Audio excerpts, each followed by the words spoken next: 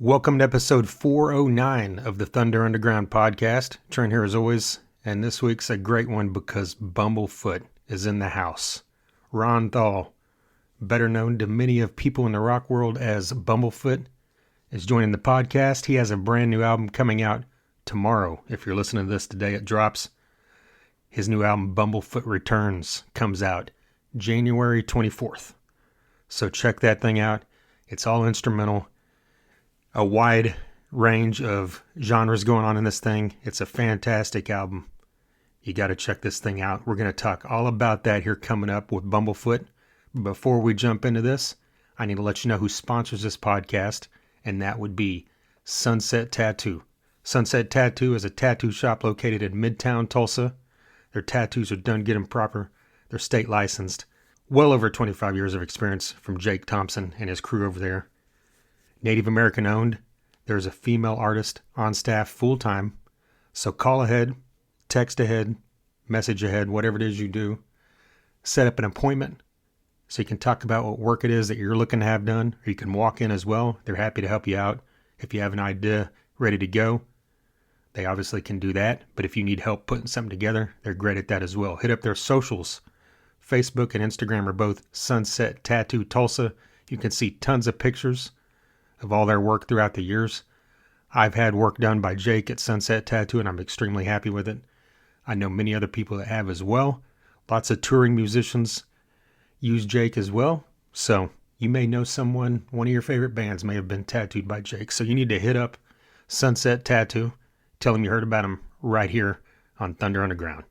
We've also got DEB Concerts, a concert promoter based out of the Tulsa, Oklahoma area.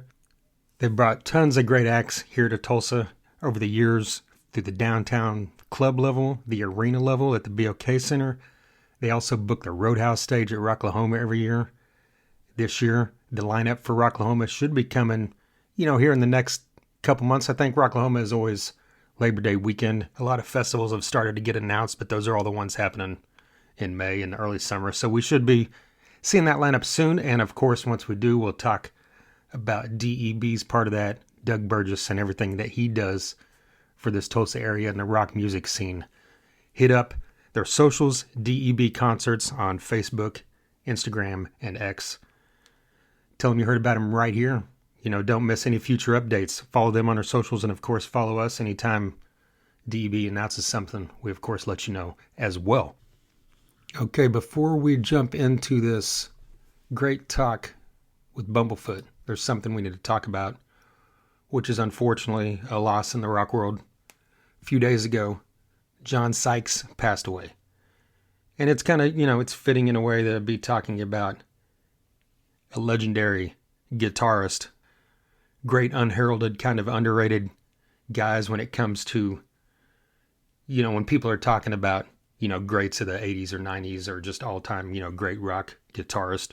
You don't hear Sykes' name mentioned as much as I think you should. And it's kind of fitting. I meant to talk about it on an episode where the main subject and the guest here is another fantastic, amazing guitarist who could be thrown into those, list of all-time greats, as I assume would guess that Bumblefoot, probably loved some Thin Lizzy, maybe some Whitesnake, maybe some Tigers of Pantang, I don't know. But hey, I think most people had a lot of respect for Thin Lizzy and Whitesnake. But I want to talk about it because I'm a massive Whitesnake fan. But also the fact that,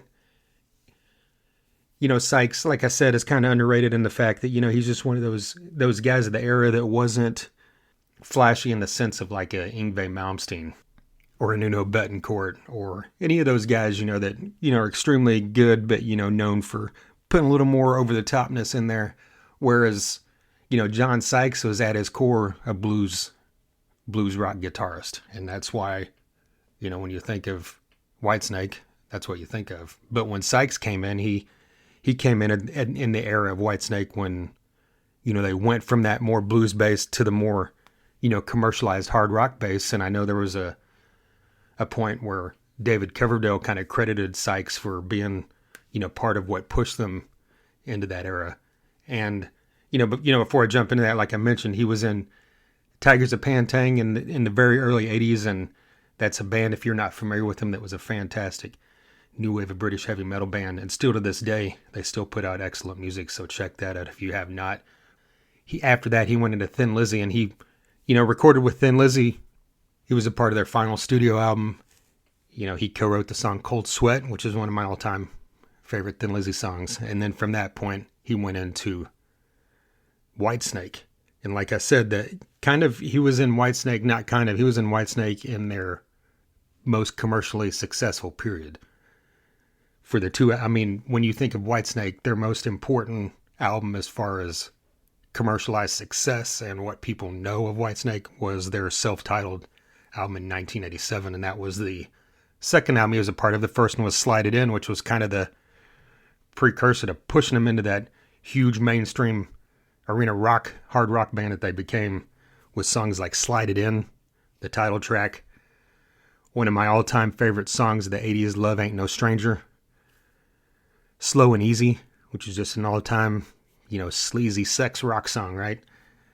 And that lineup, included Cozy Powell and John Lord, who, have both passed on as well. John Lord, an all-time legend, just like David Coverdale in that world, coming from Deep Purple and making such a fantastic band with Sykes, and that sound, just can't be compared in that era.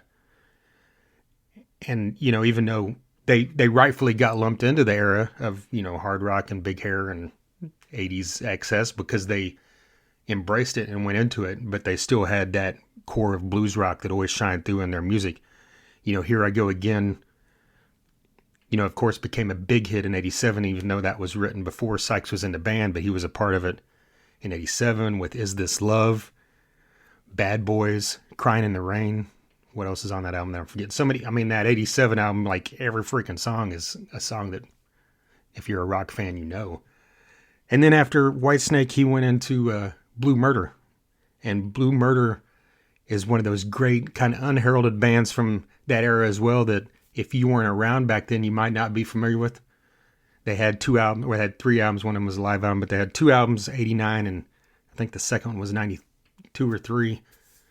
But that first album in 89, such just a kind of fitting into that same vein of what I was talking about with Whitesnake. Very blues-based rock, but very heavy and hard rock influenced, very much fit the times, but at its core, had Sykes all over it. Sykes is a great vocalist. He released solo albums after this and around that same time into the 90s and I believe in the early 2000s. Wanted to mention all this just because, like I said, he's a guy from the 80s that people know, but I think more respect should be put on his name. And, unfortunately, we lost him at an early age, 65, but at least we've got tons of rock and roll that we can dig back through and celebrate, this man's life and all the music he was a part of. So, huge thank you to John Sykes for everything he did. And, of course, well wishes to family and friends of John Sykes. All right, so another fantastic guitarist is Ron Thal, Bumblefoot. He's better known to many people as Bumblefoot, as he's been kind of going by that moniker since the mid-90s when his debut album came out on Shrapnel Records. He talks a bit about that here coming up.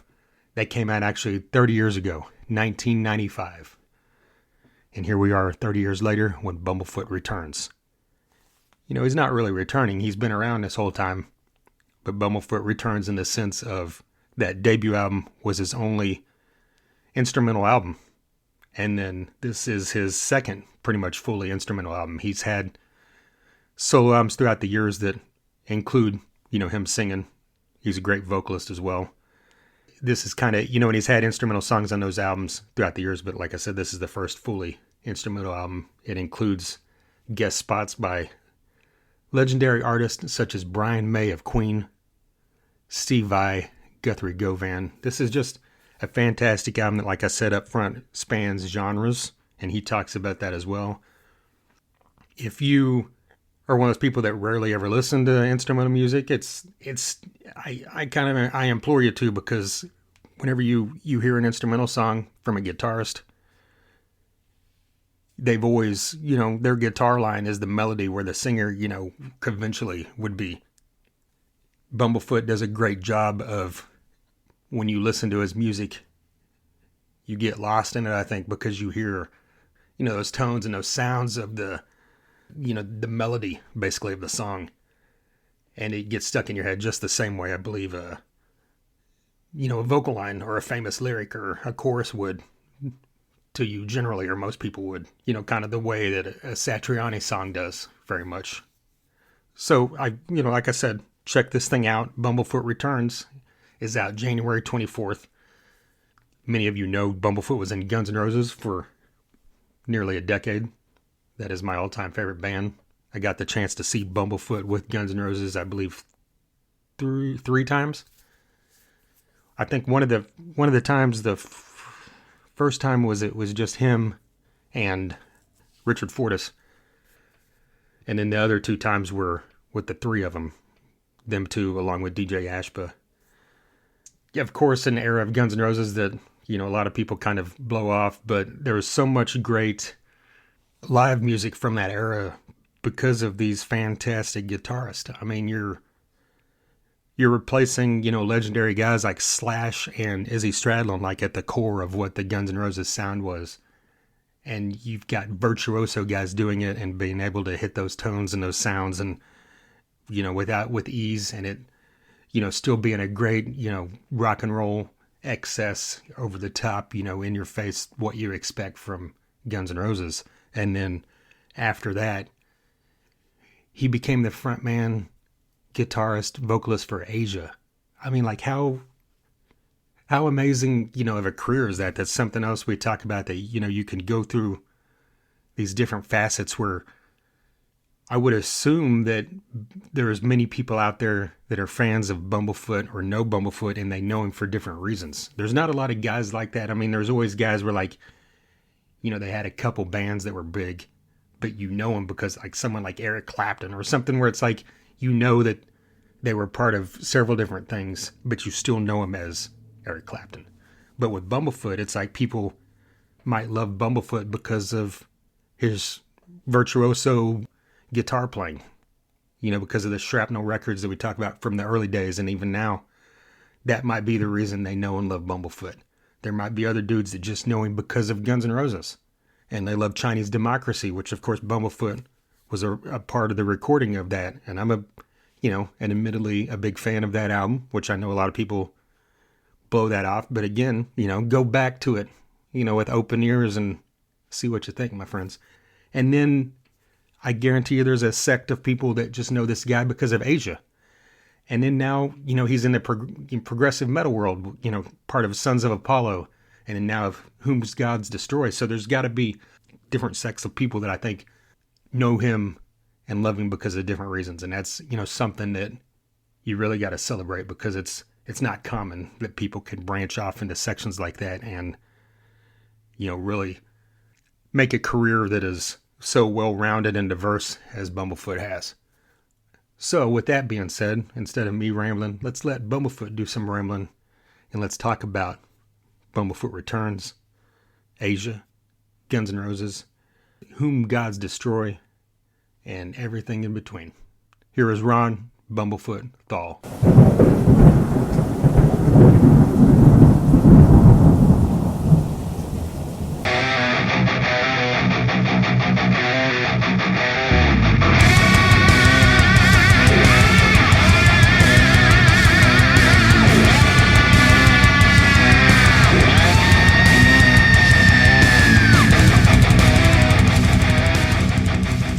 Bumblefoot Returns coming out next week, and you're back to fully instrumental. Was that decision based off it being the 30th anniversary, or was that just kind of how things worked out for you?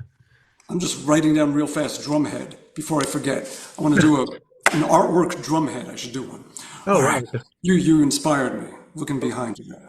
I appreciate that. So the album, it was the pandemic. I think a lot of people's story about things is the pandemic hit. You have a ton of time, all the things you always thought about doing. Someday I'll make time for that, and never do, and suddenly the time is there. So Sons of Apollo, we just had to cut a tour short and race back home. And I'm sitting in this chair for a year or two or five. That was it. I was like, you know what? There were like a few things that I thought about doing. Like there was an acoustic EP that I did in 2008, and people would ask, say, hey, would you ever do another one of those? Yeah, maybe someday, maybe someday, maybe someday. So the first thing I did is I finished up this instrumental song that I had that I called Planetary Lockdown and put it out there. And then I did two acoustic EPs. And then I started just thinking, I was like, you know what? I should do another instrumental album while there's time, before I don't have time. And I started taking any ideas that were just lurking in my head for years that I never got to, and then started writing fresh stuff and started doing it. So it was the pandemic. I had time. I was in one place long enough where I could focus and have momentum, and that was it. So I just started writing and recording and demoing and recording and everything. And the album was done by June 2023. And I would have loved to have put it out soon after that. But during the pandemic also, I was working with my Sons of Apollo keyboard bandmate, Derek Sherinian, and we started writing what became the debut Whom Gods Destroy album, Insanium. And during that time, the guys in Art of Anarchy were like, hey, we might as well use this time to make another album. And then put out, let's see, there's this band called the Dodies, Dodies. Fantastic band. It's a duo, like garage rock, but very like grunge inspired and just, it's just such a fucking great band. I love this band. So I've been producing their albums. First one came out April 2020.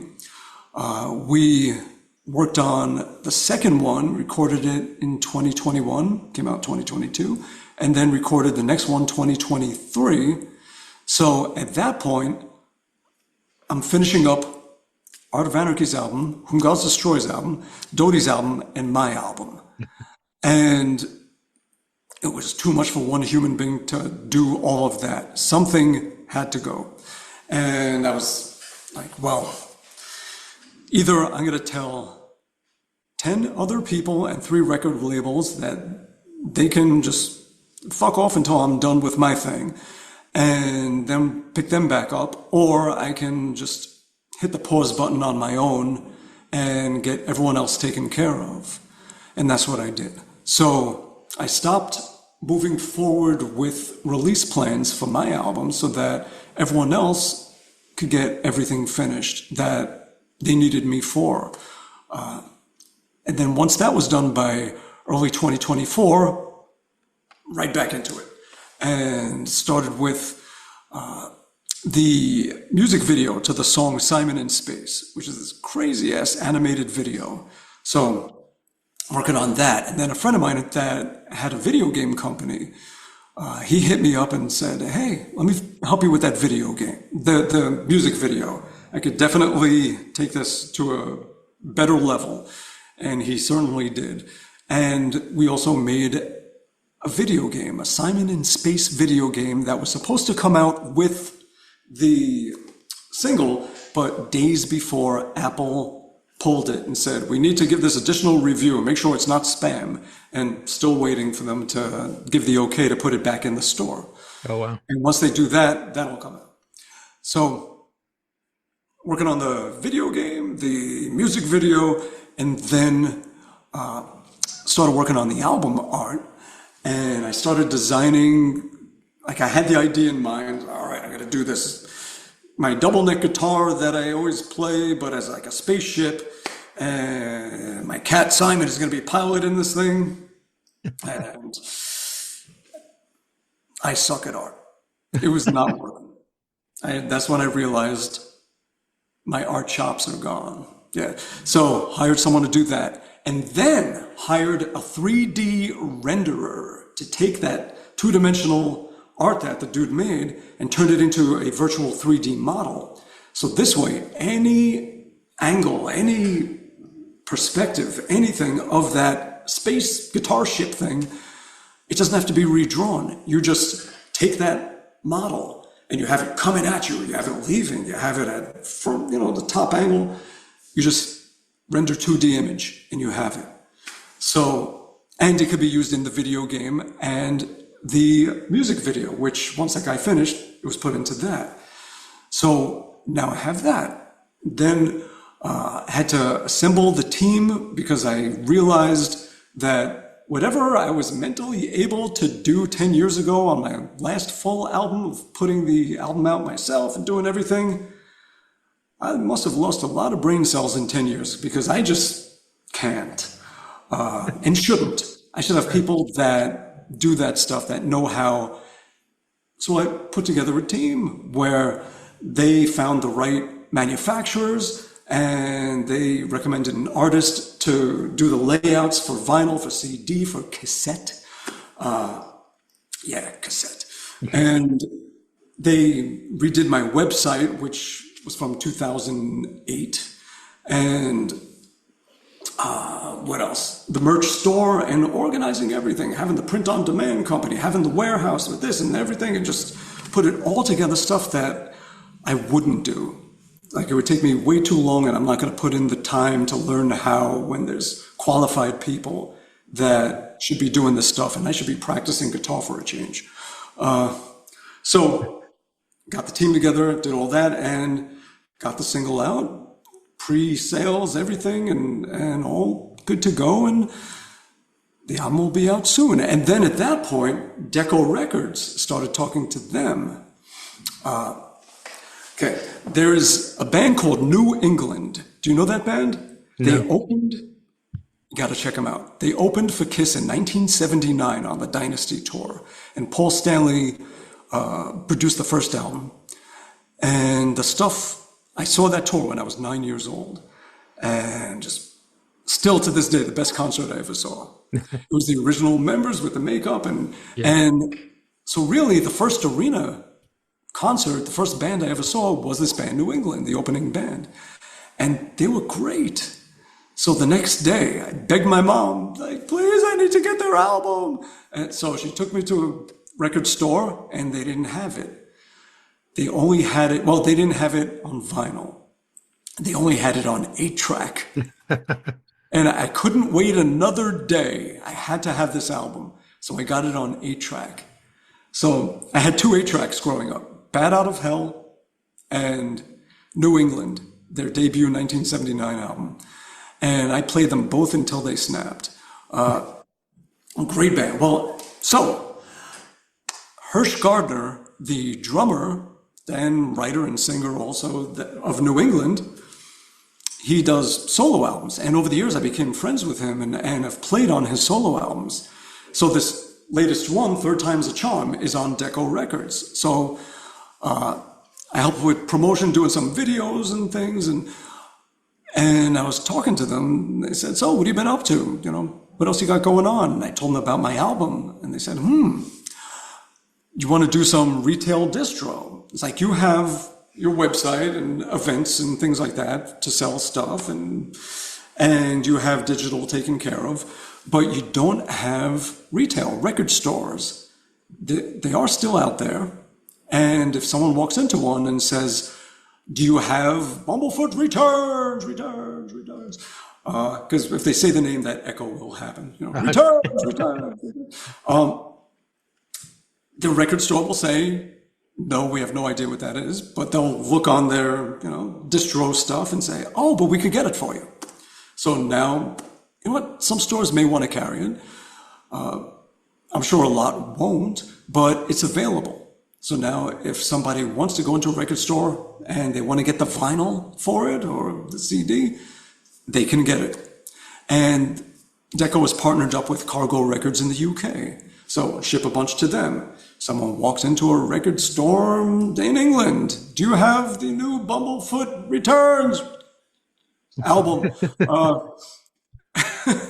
They could get it for them without it having to ship for twice the price from the US.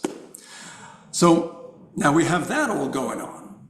And what's cool is that they are immersed in the comic book world.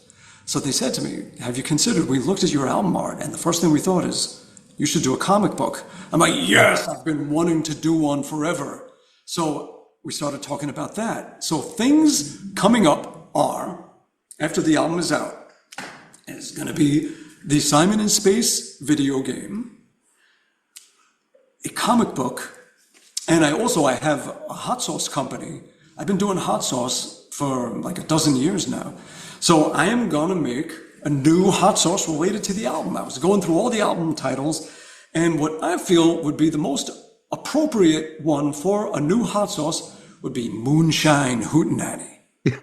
It's got to be a Cajun taste to it, a real good kick, and it's got to have boiled down moonshine. So you taste something in there, and yeah, that's what it needs. So that's what I'm going to do. I'm going to make a Moonshine Hootenanny sauce. Yeah. That's the plan. And that's the plan for a few shows too. part of the promotion for the album this year. We'll see that hot sauce. I mean, yeah. Oh yeah. Okay. That has to happen. And I've needed to do a new sauce for the longest time, but this whole music thing keeps getting in the way of it. Yeah. Like, it's like every time I'm like, oh, I got to do another sauce. Got to add to the product line, and then the music thing, it gets in the way of hot sauce. Yeah. So yeah. Now, speaking of last in line, Vinny's on drums in that, yes? Yes. Yes, he is. Yeah. We are going to be playing Kennedy Center in Washington, D.C. together April 1st. Okay. There is a festival called Starmus. It is, like, now looking back on my entire life, if I question why I became a musician, this festival is why. It is a combination of astrophysics and music. And Brian May is one of the organizers of this festival.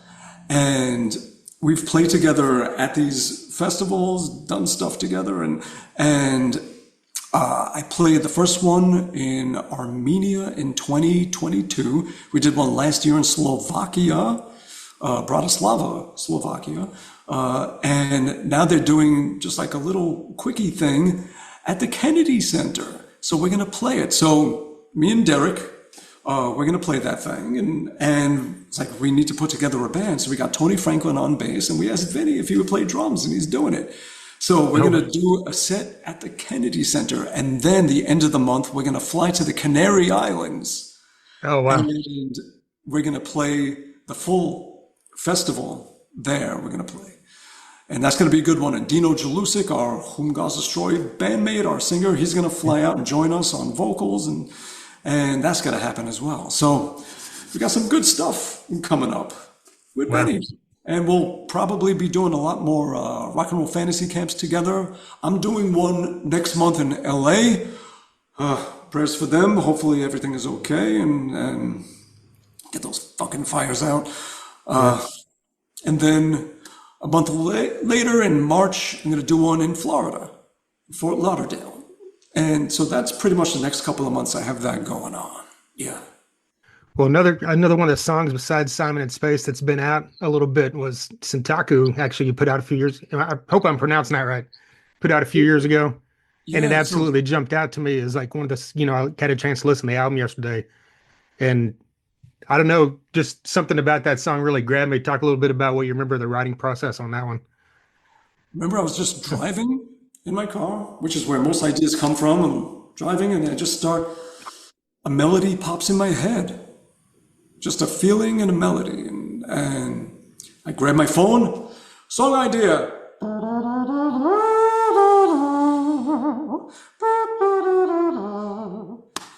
And then at some point I go back. Very jazzy. All these ideas.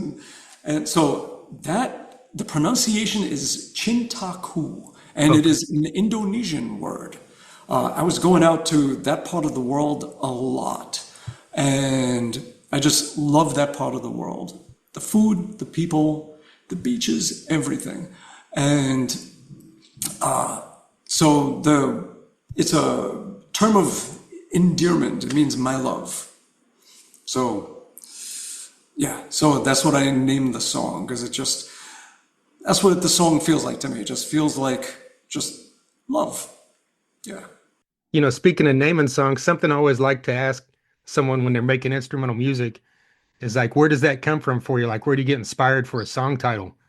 Is it always, do you have these titles running through your head and you just wait until music fits that? Or do you do it after you write the song? Like, how does that happen for you?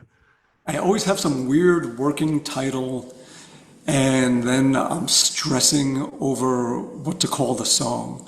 Yeah.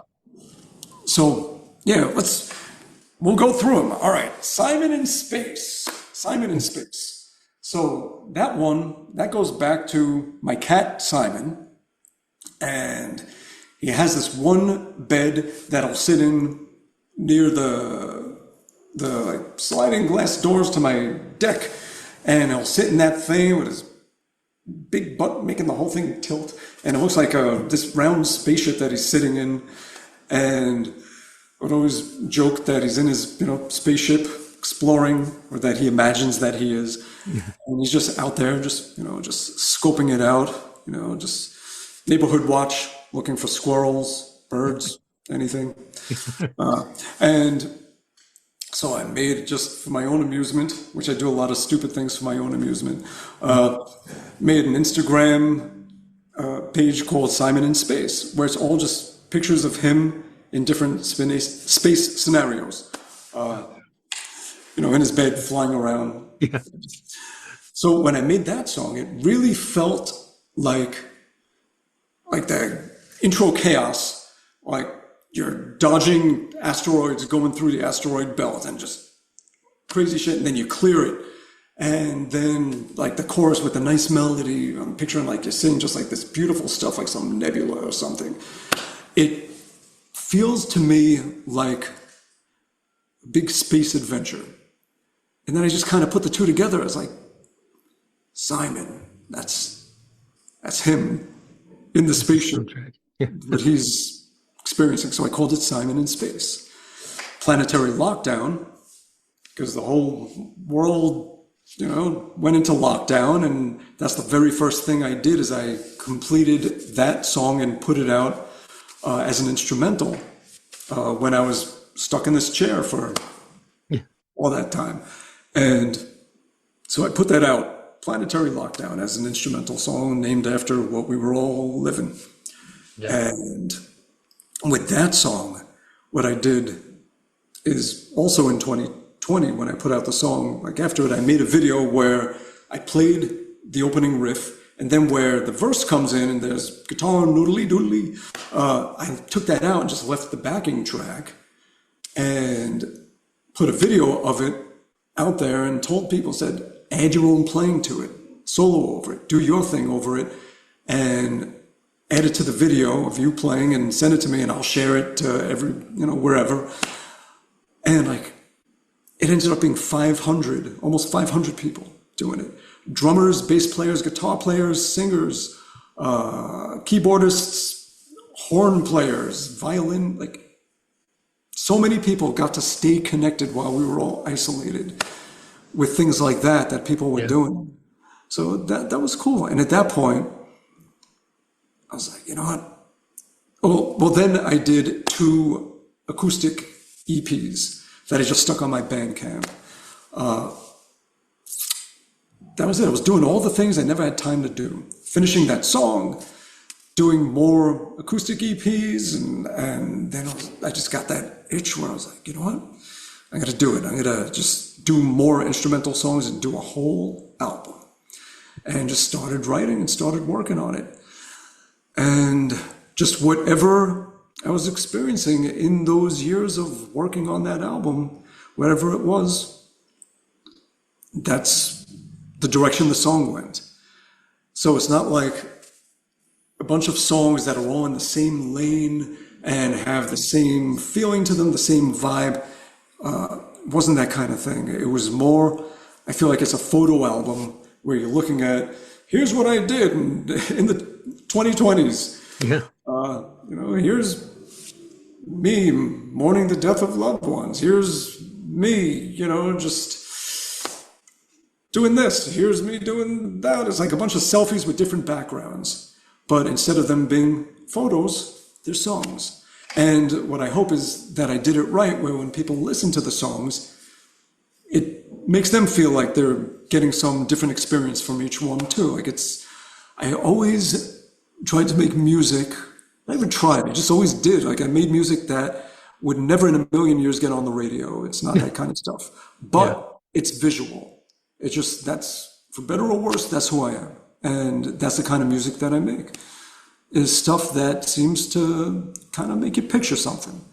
So it always did really well for TV and video games and horror movies and stuff like that. Tons of stuff in TV. People had no idea they were hearing my music while they're watching stuff. And like things that you would not expect. From a McDonald's commercial to So You Think You Can Dance to, other stuff like all this back when MTV started doing all these different series like Hogan Knows Best and The Osbournes and all of those. Like I was on every one of those shows doing background music. So many things. And it's always a surprise. Like half the time I don't even know. Like I just get a sheet like with all the different things on it of like whatever royalties came in, like, 3 pennies for So You Think You Can Dance, 5 pennies for Tom Brokaw, 10 pennies for WWE Raw, like all kinds of stuff. So yeah, so a lot of that. And yeah, the instrumental music thing, even though the majority of my music is not instrumental, Yeah. I was always from the beginning a singer that wrote songs and played guitar. And that was my contribution to the music, to the songs. And it was just about songs. And I would just contribute all I could to a song. And there would be maybe some instrumental stuff sprinkled around, but kind of the way Van Halen albums had it. It's like, there's the band, but every once in a while, there's just like this little instrumental guitar thing that happens. Yeah. And, before little guitars, brum, bum, ba-dum, da-dum, brum, like that, Spanish Fly, like things like that, Eruption, all of those things. So I would just throw in instrumentals here and there. The only reason I had an instrumental album 30 years ago to start it all off is I signed to Shrapnel Records. They were an instrumental guitar label back in '94. And they were doing a subsidiary label that had vocal music. And I was going to sign to do my music, like vocal stuff, not instrumental stuff. But then once I signed, they said, just to introduce you to our audience, would you do an instrumental album just to start things off? I'm like, it's not what I wanted to do. All right, yeah, fine. So did it, and that came out in '95. And never did one since. But Do you think that was because of the time period with like Steve Vai and Satriani and Eric Johnson and Gary Hoey like being on the radio that they kind of wanted you to go that route? Or I think it's just that they're an instrumental label and their Right. whole audience of people, like the people that go to Shrapnel Records for music, they're going to hear guitar stuff. Yeah. Yeah, they don't want to hear singing. They want to hear some neoclassical dude shredding virtuoso stuff or some virtuoso, fusion, rock fusion, jazzy guy doing his thing. And then I put out this weird ass album of just like stuff that was nothing like any of those things. And it was just so strange. More Zappa-ish, a lot of people compared it to. But yeah, I hadn't done a fully instrumental album since. So I started working on it in 2020 with the intention of, I'm going to make an album. I'll take those singles that I, digitally put out, those 2 songs, I'll put them on there, but just started writing and writing and writing. And I didn't really plan on having guests. It's just that some of the songs, by the time they were done, it felt like they were almost written for those people. The songs would have been only 99% of what they were meant to be if those guests weren't on it. And if I just did an imitation of them, inspired by them, it just wouldn't be right. Like I'd spend the rest of my life wishing that it was the real deal and those people on there.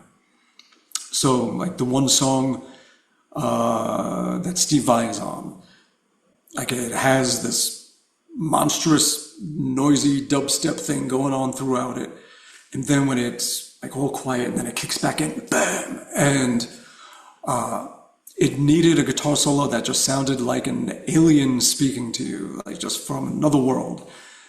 And I could have come up with something, but really, the most qualified person in this world to do that is Steve Vai, to make a guitar sound like it's not from this world. Yeah. So I asked him, I was like, do you want to throw down on this? And he's like, yeah. So he did a solo. And then the song Once and Forever, that's like so melodic and so many guitar harmonies going on in it. It just sounded so Queenish. And then it had the middle break. All I could picture was just Brian May laying a solo, and nothing else would fit. Nothing else belonged. And if I played a solo, I would just be imitating him because nothing else would seem right, and it would just be an imitation. And the song, I felt like songs are your babies, and they deserve the best of the best, you know? Yeah. So I asked him, I was like, you want to play on this? And he said, yeah. And he threw down a solo. And that's pretty much how it all went. So I didn't have guests in the plan when I started out this thing. It's just that as songs were coming together, certain ones seemed like they needed those people to make the songs right. And I'm grateful that everyone said yes. Not everyone. There was one person that listened to one song, the one that's almost Southern rockish, Griggstown Crossing. That song, I pictured like Joe Walsh doing like a tasty, phrasy thing with the talk box. So I got the song to him. It's like, would you throw down? And he said, it sounds like the song's already done. You don't need me on here. Like I don't feel like there's something to add to it. So I was like, all right, fine. No means no. I mean, that's a good compliment, right? Yeah, that's the only other, and even then I was like, I don't know if I want any more guests, but the song really could use the real deal and have, the guys that are known from taking a talk box and making their guitars talk, Frampton, Walsh. So I was like, all right. So I got my fretless guitar and got my talk box and just said, what would he do? What kind of thing? And just did my thing.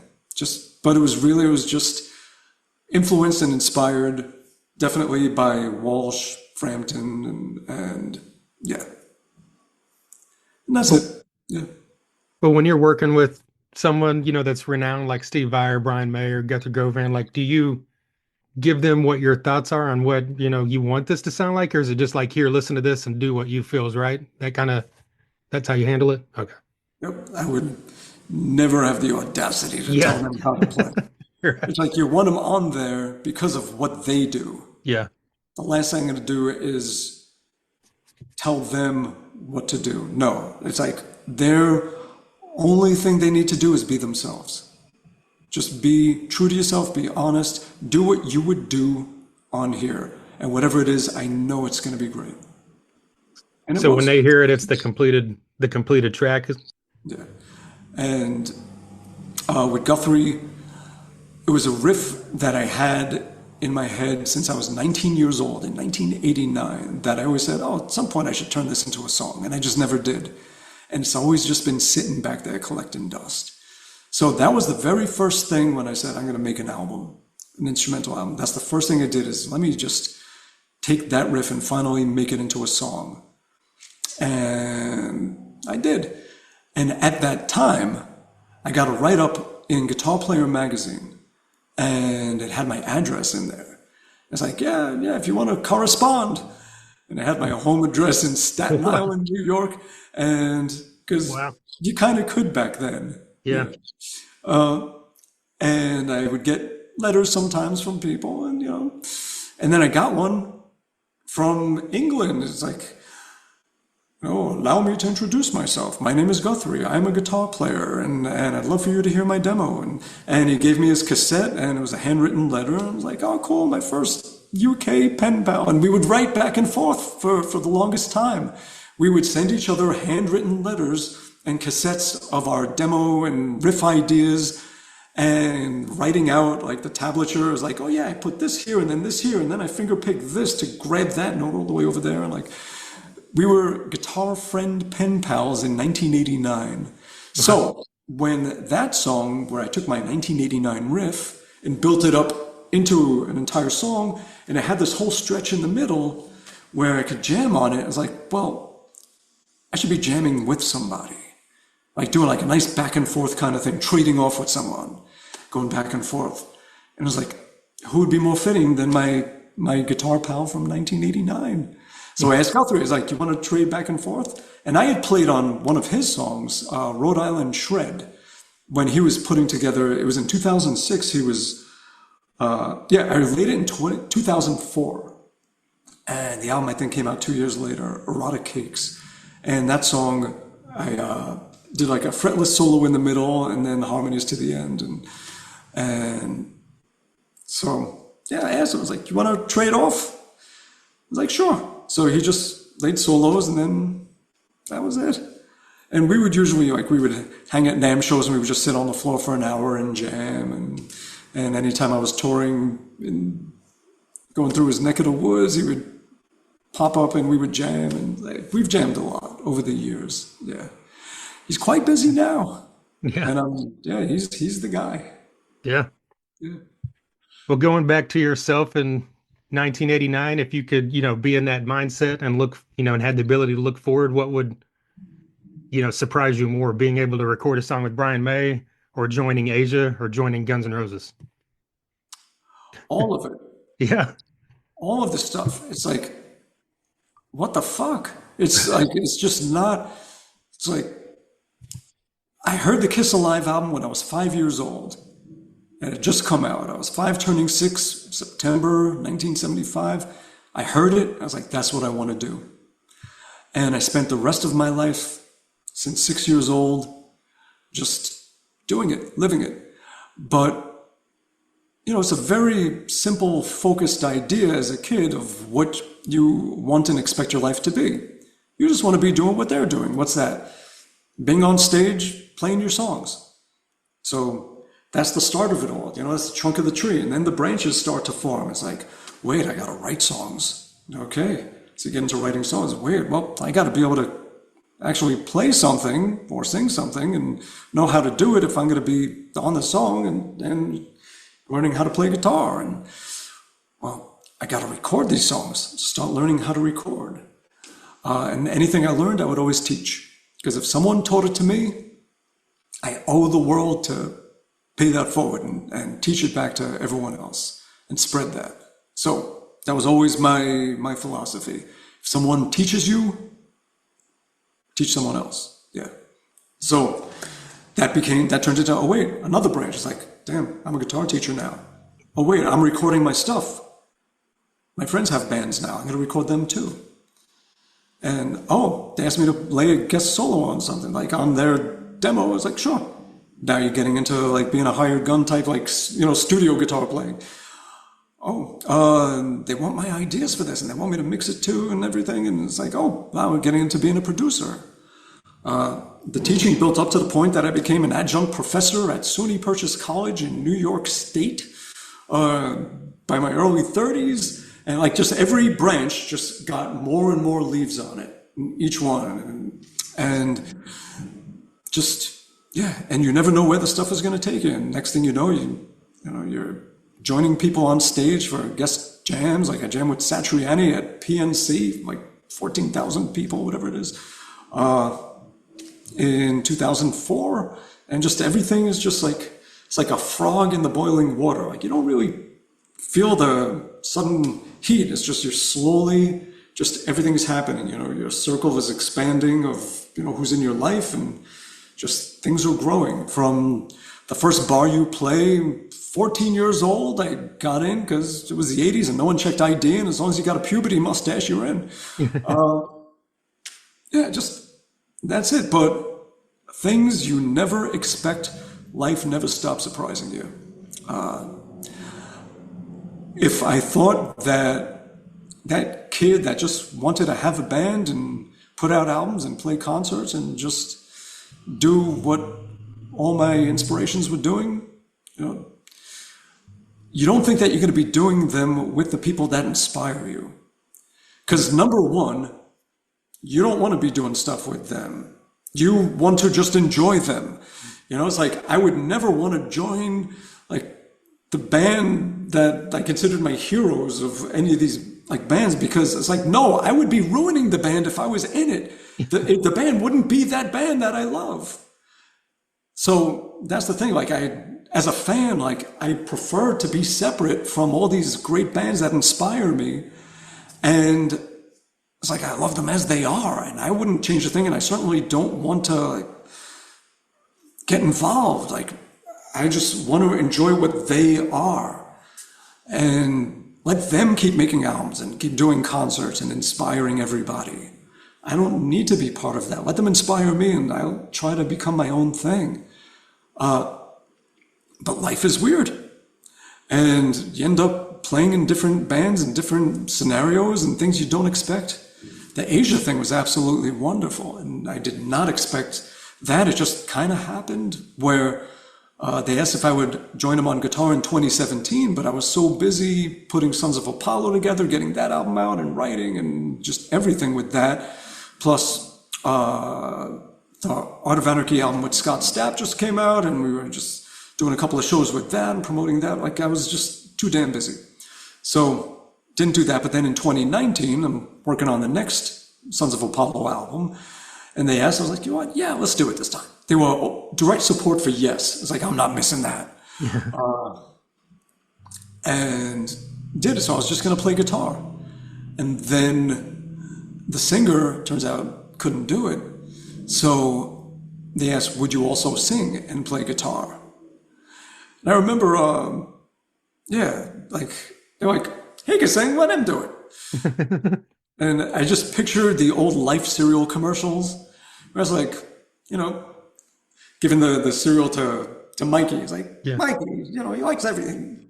Or he hates everything. Or like, he won't do it. And he's like, he likes it. Hey, Mikey. It's like, yeah. So it's like, so next thing you know, I'm fronting Asia. And I'm like, you don't go from, doing like, it's like, let's look at this path now. Okay. Here's this weird, quirky guitar player, solo, underground, weird dude doing his own music that joins GNR as their guitar player and then is playing in prog rock, prog metal bands like Sons of Apollo and everything, and then becomes the front man of Asia. And like but that's how life should be. You got to be fearless and just always step out of your comfort zone and challenge yourself. And my goal is not to be famous. It's not to be wealthy. It's not any of that shit. My goal is to have a life well lived, because none of that stuff you could take with you. The only thing you could do is just have some damn good nows, whatever the hell now is. And in the end, when we all are at our final moments, taking our final breath, I don't want to have a bunch of, I only wish I did this, I wish I did that. Oh, I spent so much time on things that I shouldn't have and that. No, fuck that. I've done too much of that in a lot of ways, but if there's some kind of experience that I can have that's way out of left field and it's just like, didn't see that coming, I'm going to do it. So that at the end I could say, wow, that was one serious ride. that's the most you could ask for in life. Yeah, so that's the goal. Yeah. Yeah. Well, you mentioned Whom Gods Destroy earlier, and that album was fantastic. Is that something, we could expect more from in the future, you think? Or is I that kind of up in the don't air? Or, I don't know. I mean, we did that one album, and we didn't do any shows. Everybody wants to like the plan is to wait until we do a second album and then tour and do everything. But we haven't made a second album yet. So yeah. I don't know. And also, everyone is so busy. You got Bruno playing drums in Angra, and they're busy. Dino is busy with his thing. Yaz, he's pretty busy doing a lot of big stuff in Japan. And so you got a bunch of busy folks. Yeah. Yeah. So I don't know where that's going to go. I really don't. Yeah. I Well, I think it will would be a say, great live band. yeah. From a fan standpoint, like just a few years ago, like I randomly discovered Animal Drive on Spotify and he blew me away. So I was just once, and then they broke up shortly after that. So I was super, happy to see him come out with his own band and then Whom Gods Destroy around the same time, so we can hear this guy's voice. Cause I feel like, he's kind of like He's the the voice. next Miles Kennedy, the next kind of like rock singer. He's the one. Yeah. Yes. If anybody is the one, it's Dino. Well, And he's a great guy. They're all great guys. Yeah. I'd be remiss if I didn't ask you a Guns N' Roses question because it's been my favorite band since I was a kid. So, I'm sure you probably get tired of, these kind of questions, but I've always been curious, I mean, I'm sure when you're on stage with another lead player, it's always kind of tricky, but when you're on stage with three guys, like, is that like intricately rehearsed beforehand or like who decided like you're taking this part, I'm taking this part, or was that an Axl decision or like how did all that play out? I think I was kind of grandfathered into it where like whoever I was taking over for, whatever parts they played, I played. So it Okay. was more like that. Yeah. It was like, all right, Buckethead did this solo, so you're here now, grab that solo. But we like when DJ joined the band, like we really spent a good amount of time like just organizing the parts and everything. But it's very easy to play with other guitar players. I mean, as long as people aren't assholes, it's easy to play with anybody. Yeah. So yeah, whether it's another musical instrument in your range, like a keyboard or a guitar, whatever it is, there's so much more you could do harmony wise. I mean, I love bands like, my favorite shit is Priest and Maiden, Queensryche, and they always, even though there's two guitarists, there's very often you're hearing three. There's a rhythm player and harmonies going on, and I love the band Boston. Like, there's just a whole lot you can do. Absolutely. Yeah. So does that make writing with someone like Derek, easier than writing with like a guitarist because of the piano and keyboard influence or Honestly, it's easy to write with anybody. really? It's almost like playing hot potato. Like if they have an idea and they throw it to you, you put your idea in and throw it back to them, and they throw it, and that's how a lot of stuff is built. Or just yeah, it's always I've always found it easy to write with people. It's never, not once has it ever been a challenge. Yeah, like it's really maybe easier because one person gets the ball rolling for the other, and you just build song momentum that much quicker and expand on it. And having two different views of the music and where it could go, and it's just everybody has something to offer that you don't, and ideas that you wouldn't come up with, and it makes the music better than it would be if it was all just coming from you, just adding those additional sides to it. Yeah. Absolutely. That's why we love bands. That's right. Well, you mentioned the events you've got coming up here in the next couple months. Is there possibility of a tour based off of Bumblefoot Returns, or what can we expect for you going throughout the rest of the year? Well, I have plenty of like one-offs, festival stuff and things like that. And I love teaching, so I'm going to do as many rock and roll fantasy camps or my own camps, anything that I could do like that.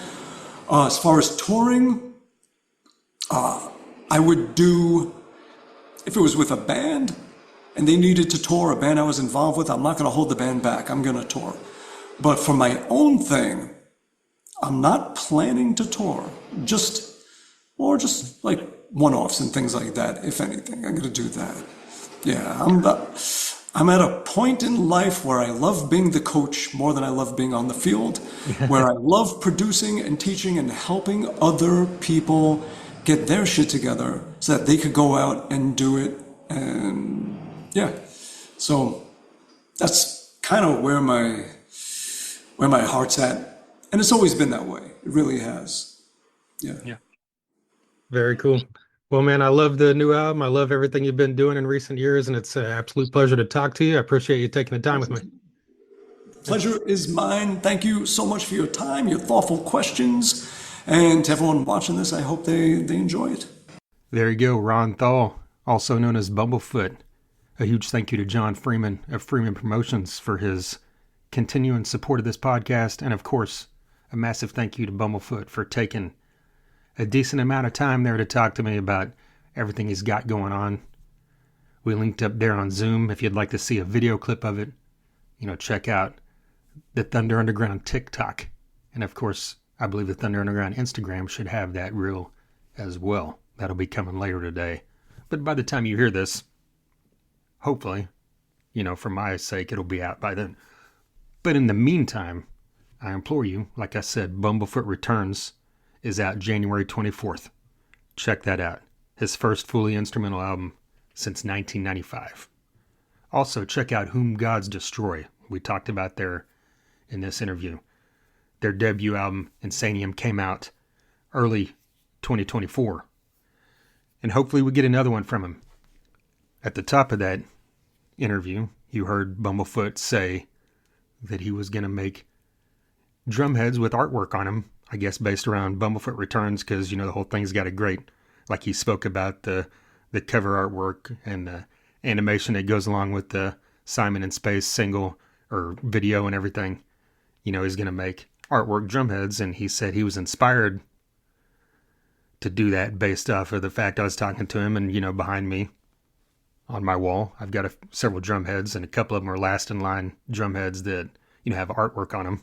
So if this is something that moves forward and Bumblefoot, you happen to hear this, or anyone that is in connection with Bumblefoot, like John Freeman, or anyone that might hear this, and this happens, hey, Bumblefoot, I wouldn't mind receiving one of those drum heads. I know that, I'm shamelessly asking for something, which I usually try not to do, but I thought, hey, I was an inspiration, I'd love to have one of those things, or at least be put on the list to buy one. How about that?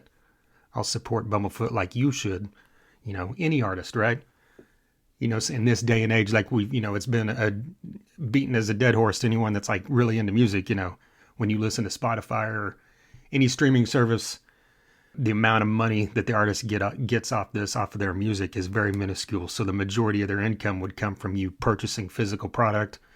If you're into vinyl, like Bumblefoot said up front, he's got cassettes and of course compact discs, or you can download, you can purchase t-shirts, purchase, merch. Any artist, that you have the chance to help out in that way, that's always a great way to do it.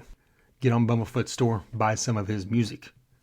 If this is your first time listening, I really appreciate it. There's 408 episodes previous to this you can check out. We mentioned John Sykes at the top of this episode. Rest in peace to an all-time legendary guitarist. Probably, the thing he's most well known for is his time in Whitesnake. A little under a year ago, last spring, I had the chance to have Adrian Vandenberg on, who was pretty much, I guess, the guy that kind of ultimately replaced Sykes, right? I mean, he came in, I think, at a period of time they were both there, but then, regardless, check out that one. That was a very fun one. Got the chance to talk to Adrian Vandenberg, who was same way, like Bumblefoot, like Sykes, underrated in the world of, all-time legendary guitarists. And speaking of that, Vivian Campbell is another guy that's been on this podcast. In another relation to something I forgot to mention with Sykes, here I'll go off on a little tangent, is that Sykes was brought in and originally considered to replace Steve Clark in Def Leppard back after Steve Clark passed away and before, during the Adrenalize recording sessions. I didn't realize this until, I knew that, but I didn't realize until recently that, he actually came in, I guess worked with the band a little bit and then ended up recording backing vocals for Adrenalize. So, he's credited as singing some backup, gang vocals in, of course, that true Def Leppard fashion. And of course, that spot ultimately went to Vivian Campbell, who was another ex-Whitesnake guitarist. Yes, there's been like 50,000 people in the band of Whitesnake, but the great thing about Whitesnake is that I don't think there's ever been a member of Whitesnake from the beginning of time to recently that is not at the top of their game at their instrument. That's just the way Coverdale works. Anyway, there's a little tangent for you. Some other great guitarists throughout the years. Frank Hannon from Tesla has been on this podcast 4 times. Mitch Perry has been on here a couple times. He's a guy that is kind of not as known as he should be as well. He was in Steeler. He played with many legendary, guys throughout the years and artists, even people like Cher and all kinds of stuff. He's a great rock guitarist who is a virtuoso in his own right. Alex Skolnick of Testament has been on here. Mark Kendall of Great White has been on a couple times. A little bit different vein of rock. Ricky Medlock of Lynyrd Skynyrd, the guitarist for Lynyrd Skynyrd, has been on here. If you're listening to this because you're a fan of Bumblefoot from his Guns N' Roses days, the longest tenured member of Guns N' Roses besides Axl Rose, Dizzy Reed, has been on this podcast in the past. Gus G, another virtuoso. He played with Ozzy, his band Firewind. He was on here just about a year ago, early last year. I'm just naming off guitarists I can think of off the top of my head since, of course, guitar was the theme of this episode. But other legendary artists like Dee Snider of Twisted Sister, Jeff Tate of Queensryche, Glenn Hughes of everything between Deep Purple, Black Country Communion, the Dead Daisies. He's been on here twice. That was one of the highlights of my podcast career, being able to talk to that man, an all-time Mount Rushmore vocalist, in my opinion. I've also had on Kevin Martin of Candlebox a couple times. Members of Clutch, Corrosion of Conformity, Megadeth, Motley Crue. Other members of Whitesnake, like Brian Tishy, an all-time legendary drummer. He also played with Ozzy and other people. Another legendary drummer, Dean Castronovo from Journey, has been on here. He was also in Bad English. And who was the singer of Bad English? John Waite. John Waite has been on here, which is always weird for me to say because that just kind of came out of the blue. That was a fun one. Other things that came out of the blue. Vanilla Ice. Yeah, he's been on here, and that was a very fun one. Michael Sweet of Stryper. Mike Tramp of White Lion. Vernon Reid, another amazing guitarist of Living Colour. He was on this podcast last year, along with the singer of Living Colour, another all-time great, Corey Glover. Members of Three Doors Down, Hellstorm, Shinedown, when you're talking Breaking Benjamin, when you're talking about more modern rock. The list is great and long, my friends. I'm fascinated that I can sit here almost 10 years into this podcast and talk about all these artists that have been on here. It's been a joy. So I'm glad to have been able to get Bumblefoot on here and hopefully will again in the future. And speaking of future, Robin McCauley. He is another guy that is a underrated musician throughout the span of rock and roll. He's been on this podcast 4 times, I believe. So this should be the 5th time. He recently talked to him.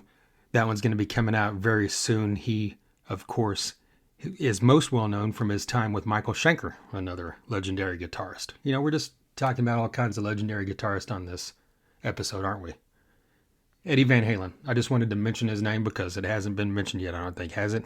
Actually, it might have been mentioned in that episode. I think Bumblefoot did, now that I say that. Like I said, who's someone else I can throw out here for no reason whatsoever? Zakk Wylde, Dimebag Darrell. There you go. All right. Now that that's cleared up, you can listen to this podcast pretty much anywhere podcasts are heard. Spotify, Apple Podcasts, Mixcloud, SoundCloud.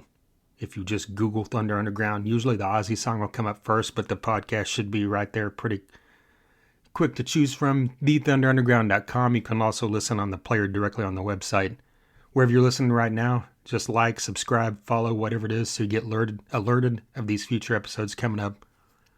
And yeah, anytime you see a post on any social media, Facebook, Instagram, TikTok, X, share it. That's all you got to do. Like or share or comment.